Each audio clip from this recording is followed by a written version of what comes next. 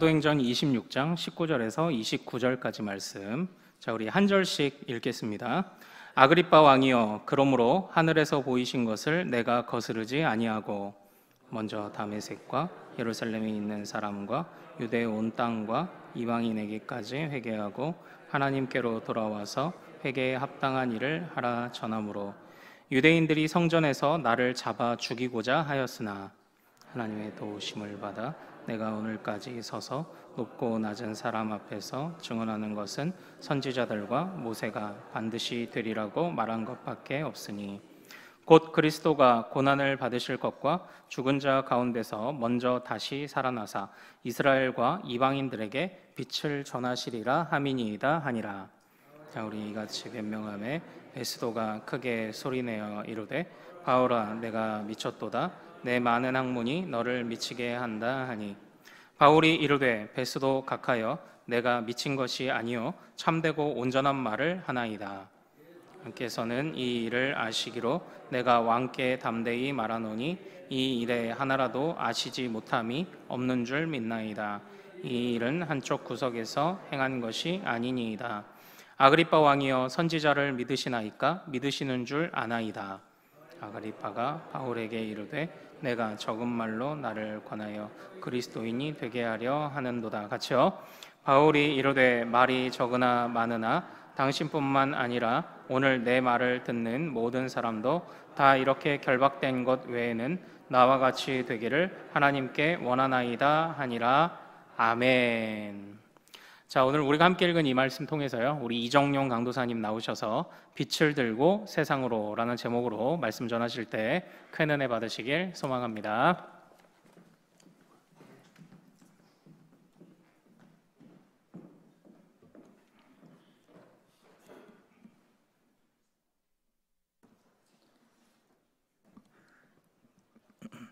지금으로부터 약 반세기 전에는 인간이 1마일을 4분 안에 돌파하는 것이 불가능하다고 생각을 했습니다. 그런데 1954년 5월 6일 로저 베니스터라는 한 대학생이 그 4분의 벽을 깨버렸습니다. 지금까지 많은 사람들이 1마일을 4분 안에 돌파하는 것은 불가능할 뿐만 아니라 인간의 신체 구조상 그것은 생물학적으로 불가능하다고 결론을 내렸습니다. 그러나 어떤 무명의 한 의대생에 의해서 그 통념이 깨져버린 것이죠. 이 소식은 전 세계에 놀라움을 안겨주었는데요. 그러나 놀라움은 여기서 끝나지 않습니다. 로저 베니스터가 이 4분의 벽을 깨뜨린 지 채 1년이 지나지 않아 37명의 선수들이 이 4분의 벽을 돌파해 버렸습니다. 여러분, 이 이야기가 무엇을 말해주는 걸까요? 이것은 어떤 한 명의 천재 선수가 혜성처럼 등장해서 인간 이상의 능력을 보여준 것이 아니라 이것은 통념의 문제였다라는 것이죠. 지금까지 그 누구도 4분의 벽을 넘지 못하니까 그것이 하나의 관습이 되었고 통념이 되어버린 것입니다. 그래서 노력하면 충분히 깰 수 있는 기록임에도 불구하고 많은 선수들이 스스로 자신의 한계를 짚고 또 그 한계 안에 갇혀 있었던 것이죠. 저도 비슷한 경험이 있는데요. 저는 군복무 시절에 이제 버스 운전병으로 군복무를 했습니다. 저희 부대에서는 이제 버스 노선을 운행을 해야 했기 때문에 이 버스 노선 외우는 것이 매우 중요한 임무였습니다. 그런데 이 노선이 굉장히 복잡했고 또 외울 기회도 많지 않았기 때문에 노선을 외우는 게 쉽지 않았어요. 그래서 총 8개의 노선을 다 외우는 병사에게는 휴가도 보내주었고 또 소위 말해 에이스 운전병으로 인정을 받아서 여러 가지 혜택도 많이 주었습니다. 그런데 이 병사들이 이 노선을 다 외웠을까요? 혜택도 많이 주었지만 사실 그렇지 않았습니다. 많은 병사들이 이 노선을 외우지 못했습니다. 그렇게나 많은 혜택이 돌아간다는 것도 알았고 또 그것 때문에 도전도 많이 했지만 전 중대에서 단 4명만이 이 노선을 다 외웠습니다. 그 4명은요 거의 다 이제 병장급 선임 병사들이었는데요. 그런데 어느 날 이제 막 상병을 탄 초짜 운전병이 그 노선도를 모두 다 외워버립니다. 병장들도 단 4명밖에 하지 못한 일을 그 상병이 한 것이죠. 여러분, 그 에이스 운전병이 누구였을까요? 네, 바로 이정용 상병이었습니다. 제가 포항에 와서 다 좋은데 이제 하나 마음이 어려운 게 있다면 자꾸만 저한테 운전 지적을 하시는 분들이 있다는 겁니다. 우리 중고등부의 이땡길 집사님, 네, 개인의 프라이버시가 있기 때문에 모두 밝힐 수 없는 점을 이해해 주시기 바랍니다. 그리고 운전만 하면 자꾸만 옆에서 뭐라 그러시지, 또 우리 최 목사님께서는 주차 못한다고 자꾸 옆에서 뭐라고 그러시지, 심지어 모르는 분은 이제 포항에서 모르는 분이신데 저보고 제가 이제 운전을 하고 내리니까 주차를 잘 못하시는 것 같은데 말씀을 하시더라고요. 그래서 굉장히 자존심이 상했는데 바로 이 에이스 전노선 운전병에게 그런 얘기를 하시는 거죠. 농담입니다. 여러분, 제가 이 모든 노선을 다 외우기 전까지는 단 4명에 불과했던 이 전노선 운전병이요, 제가 그것을 따버린 이후에는 너도 나도 다 전노선 운전병이 됐습니다. 얼마나 많은 병사들이 이것을 땄는지 나중에는 중대의 3분의 1 이상이 전노선 운전병이 되었습니다. 여러분, 왜 처음에 이 대다수의 병사들이 이것을 하지 못했을까요? 바로 많은 사람들이 어려워하니까 저건 아무나 할 수 없는 것이라고 스스로 한계를 지어버린 것이죠. 저는 그때 이 신념이라는 것, 바로 자기 한계를 스스로 설정하는 이것이 얼마나 무서운 것인지를 이제 깨닫게 되었습니다. 여러분, 이 신념은요 정말 무섭습니다. 이 신념은 자기 안에 한계를 만들고 또 그 한계 밖으로 넘어가지도 않고 넘어갈 수 없다라고 믿게 만드는 것이 바로 이 신념이더라고요. 여러분, 우리 안에는 어떤 신념이 있습니까? 우리 안에 스스로를 한계 지어놓고 또 우리를 가둬놓고 있는 이 신념이 있지는 않은지 우리는 점검해봐야 합니다. 오늘 본문이 쓰일 당시 이스라엘 백성들도 사실 그랬던 것 같습니다. 이스라엘 백성들도 어떤 신념 안에 갇혀 있었는데요, 그것이 무엇이냐면 바로 자기 자신들만 유일한 구원 백성이라는 신념이었습니다. 아주 교만하고 굉장히 폐쇄적인 신념이었죠. 하나님께서 수많은 인물들과 또 선지자들을 통해서 말씀하신 바로 그 구원의 내용이 바로 자신들에게만 해당이 된다라고 생각을 했던 겁니다. 그러나 이 편협한 시각을 완전히 깨버린 인물이 등장을 하는데요, 누구였습니까? 바로 사도 바울이었죠. 바로 오늘 본문에 등장하는 이 사도 바울, 우리가 너무나 잘 알듯이 이 사도 바울은요 바로 이방인의 사도이지 않았습니까? 유대인으로서 이방인에게 복음을 전하도록 부름받은 자가 바로 이 사도 바울이었죠. 자기 자신들에게만 복음에 해당된다고 착각하는 이 유대인들의 신념을 완전히 깨버린 사람이 바로 이방인들을 위한 복음의 전달자 사도 바울이었습니다. 그러나 바울이 처음부터 이방인들에게만 복음을 전한 것이 아니었습니다. 바울은 처음에는 이 유대인들에게 복음을 전했죠. 이 오늘 본문의 이 내용도 사실 바울이 이방인들에게 본격적으로 복음을 전하기 전에 유대인에게 어떻게 복음을 전했는지를 보여주는 장면이라고 할 수 있는데요, 바울은 지금 유대인 중에 바로 유대인의 왕이었던 이 아그리빠 왕에게 이제 복음을 전하고 있습니다. 이 아그리빠 왕이 어떤 사람이었습니까? 바로 이 야고보를 처형시키고 또 베드로를 감옥에 가두었던 이 아그리빠 1세의 아들이 바로 이 아그리빠 왕이었습니다. 그래서 이 아그리빠 왕은요 유대인이면서도 가장 유대인 중에서도 가장 유대인이었고 또 유대인의 종교와 유대인의 관습에 대해서 누구보다 잘 알고 있었던 자가 바로 이 아그리빠 왕이었던 것이죠. 그런데 이 바울이 이 아그리빠 왕에게 복음에 대해서 설명을 하는데요, 처음에 말하는 요지가 바로 이겁니다. 바로 바울 자신이 전하는 이 복음이 전혀 새로운 것이 아니다라는 거죠. 이 복음은 어떤 예수라는 청년에 의해서 갑작스럽게 생겨난 신흥 종교가 아니라는 겁니다. 뭐라고 이야기하고 있는 겁니까? 26장 7절 말씀에 바울이 이렇게 이야기하는 것이죠. 그 아그리빠에게 전하는 이 복음의 내용입니다. 이렇게 설명합니다. 이 약속은 우리 12지파가 밤낮으로 간절히 하나님을 받들어 섬김으로 얻기를 바라는 바인데, 아그리빠 왕이여, 이 소망으로 말미암아 내가 유대인들에게 고소를 당하는 것이니이다. 뭐라고 이야기하는 겁니까? 우리 이스라엘의 이 12지파가 밤낮으로 간절히 원하는 소망, 바로 그 소망이 바로 내가 전하는 이 복음이다라고 이야기를 하는 것이죠. 당신이 아는 것처럼 지금까지 수많은 선지자들이 예언했던 바로 그 메시아가 바로 이 예수 그리스도이시고, 또 그것이 바로 우리가 그토록 간절히 원했던 바로 그 소망이다라고 이야기를 하고 있는 겁니다.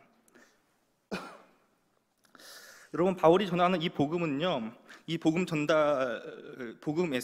바울이 전하는 이 복음에서 이 복음 전달의 방법을 사용하고 있는데, 이 복음 전달의 방법은 바로 맞춤형 복음 전달이었습니다. 유대인들 중에 가장 유대인다운 이 아그리빠 왕에게 이 복음은 새로운 것이 아니라 바로 우리 유대인들이 그렇게 원했던 그 소망의 소식이 바로 이 예수 그리스도를 통해서 선포되었다라고 이야기하고 있는 것이죠. 여러분, 우리의 복음 전달 방식도 이러해야 되는 거 아닙니까?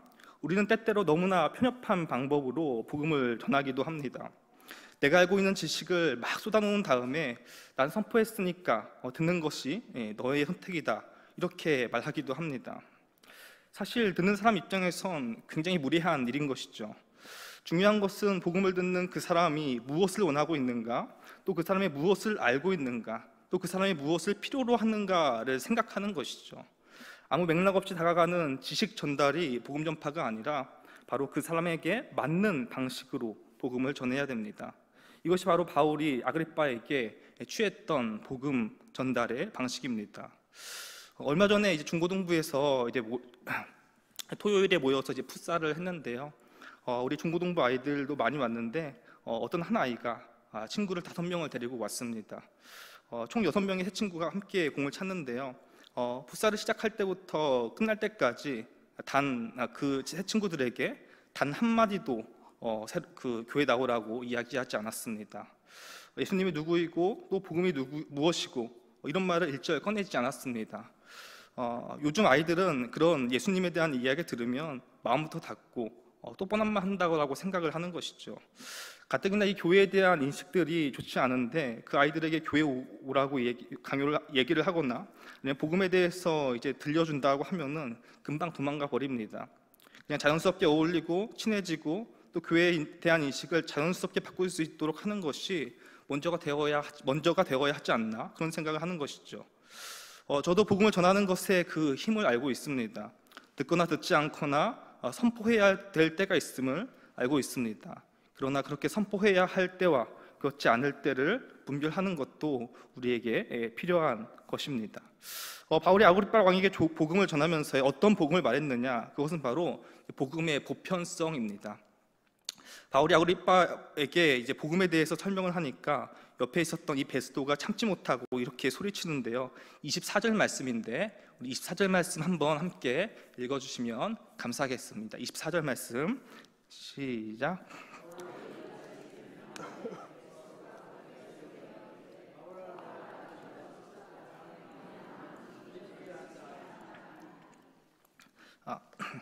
그랬더니 바울이 뭐라고 대답합니까? 이렇게 대답하는 것이죠. 바울이 이르되 베스도 각하여 내가 미친 것이 아니요 참되고 온전한 말을 하나이다. 왕께서는 이 일을 아시기로 내가 왕께 담대히 말하노니 이 일에 하나라도 아시지 못함이 없는 줄 믿나이다. 이 일은 한쪽 구석에서 행한 것이 아니니이다. 바울이 말하고 있는 것이 무엇입니까? 이 복음이 한쪽 구석에서 행한 것이 아니라고 이야기하는 것이죠. 이스라엘의 어떤 작은 시골 마을에서 시작이 돼서 3년 만에 허무하게 십자가에서 끝나버리게 된 그 이야기가 아니라는 겁니다. 이것은 모든 사람들에게 해당되는 이야기이고, 심지어 여기 앞에 있는 당신들에게 뿐만 아니라 로마까지 이르는 전 세계 사람들, 그리고 지금까지의 모든 역사와 앞으로 있을 모든 일들까지 포함하는 시간과 장소를 초월하는 이 보편적인 이야기가 바로 내가 전하는 이 복음이다, 이 말을 하고 있는 거 아닙니까? 여러분, 우리가 알고 있고 또 우리가 배우고 있고 또 우리가 늘 듣는 이 말씀과 복음이 모든 사람과 모든 역사를 포함한다는 사실을 믿으십니까? 우리가 이것을 믿는다면 우리는 밖으로 나가야 하는 것이죠. 교회 안으로 들어오는 것이 아니라 끊임없이 밖으로 퍼져 나가야 합니다. 우리가 교회에서 배우는 이 진리는 교회에서만 통용되는 진리도 아니고 교회만의 전유물도 아닙니다. 이 진리는 이 세상 그 모든 것을 포괄하는 보편적인 진리입니다. 우리가 복음이 보편적인 진리라는 인식도 별로 없고 또 이 진리가 세상에 어떤 영향을 미치는지 잘 알지 못하니까 계속해서 교회 안으로 들어오기만 하고 우리끼리만 친하게 지내고 또 우리끼리만 똘똘 뭉치게 되는 거 아닙니까? 그러니까 사람들은 교회 다니는 사람하고는 말이 안 통한다라는 이야기를 하고 또 우리 보고 우리만의 세계에 갇혀 산다라는 이야기를 하는 것이죠. 이런 말씀은 모든 것을 포괄합니다. 그러므로 세상 속에서 말씀이 무엇을 가리키고 또 우리를 어떻게 인도하고 또 우리에게 어떤 대안을 주시는지 우리가 알고 깨달아야 합니다. 그리고 그것을 지금도 아그리빠 왕과 같이 복음을 들어야 하는 자들에게 가장 알맞은 방법으로 전하는 것이 바로 하나님께서 원하시는 이 복음의 전달 방법인 것이죠. 여러분, 우리는 세상에서 빛과 소금으로 살아야 하는 존재입니다. 여러분, 빛과 소금의 공통점을 알고 계십니까? 빛과 소금의 공통점은 대상이 있다는 겁니다. 빛도 비추는 대상이 있고 소금도 짠맛을 내게 해서 썩지 않게 만드는 대상이 있습니다. 빛도 소금도 바로 그 자체로만은 의미가 크지 않습니다. 비출 대상이 있어야 빛이 빛되는 것이고 짜게 할 대상이 있어야 소금이 소금되는 것이죠. 빛만 있으면 의미가 없고 소금만 있으면 그냥 하얀 돌멩이일 뿐입니다. 그러므로 여러분, 빛을 비출 세상으로 나아가 주시기 바랍니다. 세상이 더 이상 썩지 않게 세상을 살리는 일을 세상에서 감당해 주시기 바랍니다. 세상이 계속해서 혼란해지는 것 같습니다. 나라가 보수와 진보로 사분오열되고 피 터지게 싸우는 것이 그치지 않고 있고 동맹국인 미국은 관세 전쟁을 선포해서 우리 경제가 어디로 갈지 알 수 없는 상황에 이르렀습니다. 사회 면에서는 연예인들의 죽음 소식이 들려오고 또 그들에 대한 루머들이 퍼지면서 여러 사람을 또 다치게 만드는 것이 계속해서 일어나고 있습니다. 이런 상황 속에서, 이런 세상 속에서 우리가 해야 하는 일이 무엇이겠습니까? 바로 복음 들고 세상으로 나아가는 일입니다. 바울이 유대인에게만 머물러 있지 않고 결국 로마라는 세상의 중심지로 나가서 이 복음이라는 강력한 폭탄을 터뜨렸다면 우리도 그 복음 들고 세상으로 나아가야 합니다. 오늘 말씀의 제목이기도 한 바로 이 찬양의 내용을 혹시 알고 계십니까? 빛을 들고 세상으로라는 찬양인데요. 저는 이제 최 목사님처럼 용기가 많지 않아서 이제 가사만 읽어드리겠습니다. 네, 가사가 이렇습니다. 우리 영혼에 주가 주신 꺼지지 않는 빛이 있네. 우리 오직 주님께 우리를 드릴 때 그 빛을 밝혀 주시리라. 이제 일어나 소망이 없는 어두운 세상에 나아가라. 내 빛 비춰라. 모두 알도록 빛을 들고 세상으로. 2절은 이렇게 진행이 됩니다. 절망에 빠진 형제의 맘에 꺼져만 가는 빛이 있네. 주님을 떠나 방황하는 자매도 그 빛의 생명 잃어가네. 이제 일어나 어둠 속에서 고통받는 자 일으키라. 내 빛 비춰라. 모두 알도록 빛을 들고 세상으로. 빛을 들고 세상으로. 주님께서 복음이라는 빛을 우리에게 주셨습니다. 이 빛을 들고 어디로 가면 될까요? 빛을 들고 세상으로 나아가야 하는 것이죠. 이 복음이라는 빛을 들고 세상으로 나아가서 세상을 비추고 세상을 살리는 우리 모두가 되기를 간절히 소원합니다. 마지막으로요, 이 바울이 아그리빠에게 이제 복음을 전하면서요, 이 다메섹에서 있었던 일을 이 아그리빠에게 말하는 장면이 있습니다. 바울이 아직 예수님을 만나기 전에 이 그리스도인들을 잡아서 감옥에 넣는 그 일을 하다가 이 다메섹에서 예수님을 만나지 않습니까?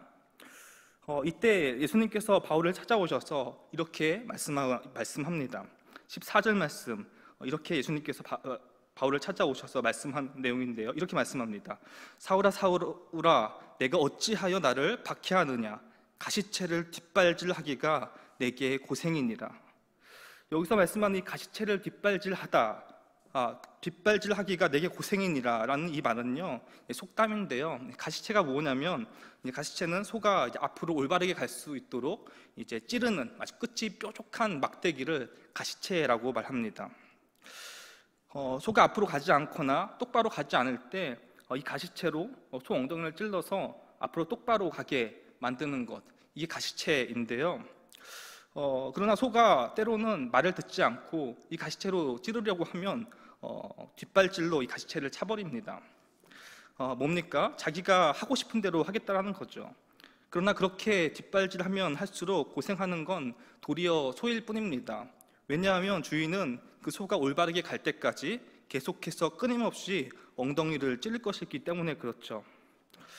바울이 전하는 예수님은요, 완전히 잘못된 길로 갔었던, 죽음의 길로 가고 있었던 자신을 끊임없이 가시채로 찌르면서 올바른 길로 인도하신 바로 그 주님이셨습니다. 그 주님께서 자신을 이 자리로 오게 하셨고, 또 이 자리를 통해서 수많은 자들이 구원을 얻게 하는 바로 그 일을 감당하게 하셨음에 그 감사와 감격을 지금 말하고 있는 것이죠. 그래서 바울은 이렇게 고백할 수밖에 없었습니다. 말이 적으나 많으나 당신뿐만 아니라 오늘 내 말을 듣는 모든 사람도 다 이렇게 결박된 것 외에는 나와 같이 되기를 하나님께 원하나이다.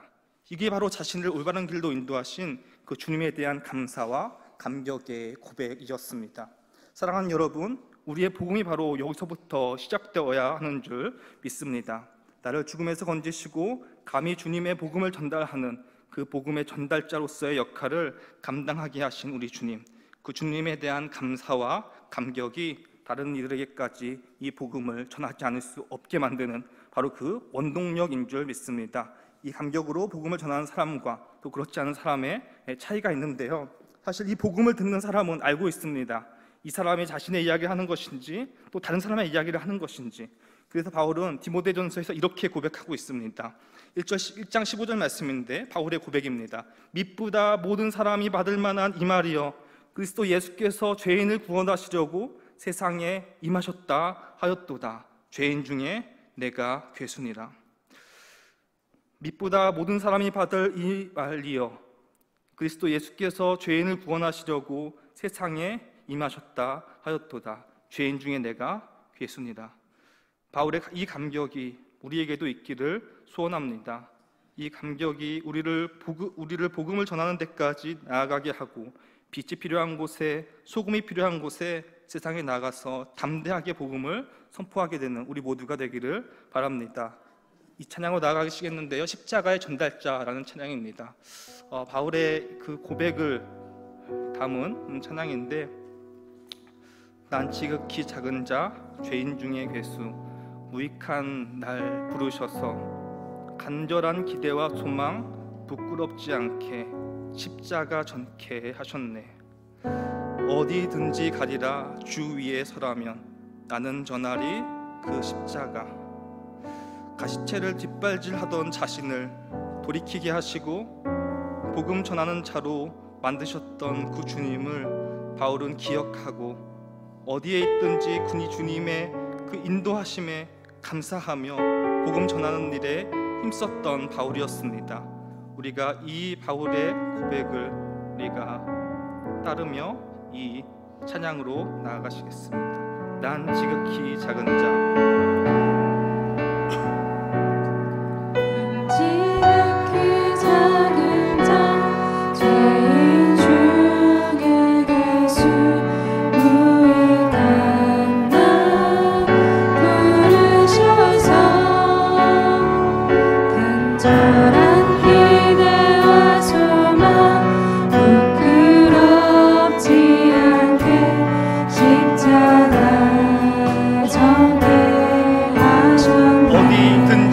가리라 주 위에 서라면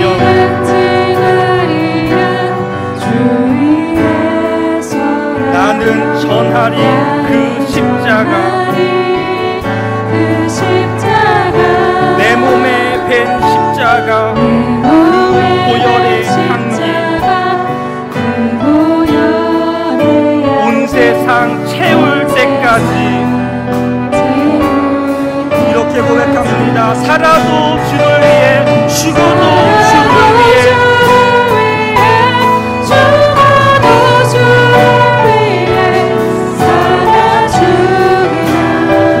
난 주의 십자가의 능력, 십자가의 소망,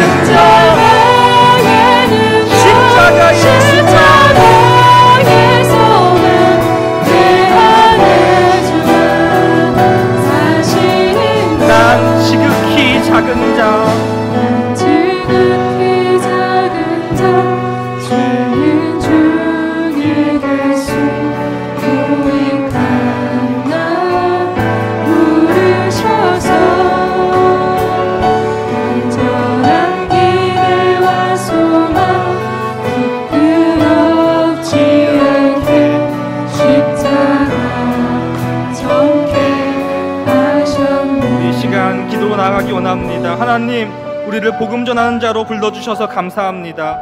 우리를 여기까지 인도하신 주님, 죽음의 길로 갈 수밖에 없는 나를 부르시고 생명의 길로 인도하신 그 주님을 내가 다른 사람에게도 담대히 전하는 삶을 살게 하옵소서. 우리 주님 한번 찾고 기도 나아갑니다. 주여.